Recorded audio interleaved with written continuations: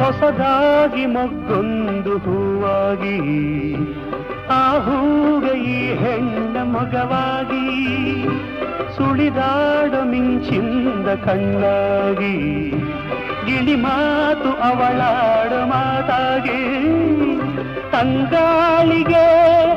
ಓಲಾಡುವ, ತಂಗಾಳಿಗೆ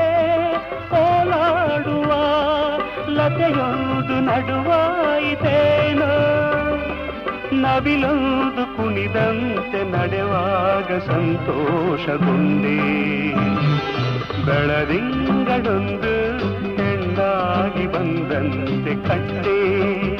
ಕಂಡು ನಿಂತೆ ನಿಂತು ಸೋತೆ,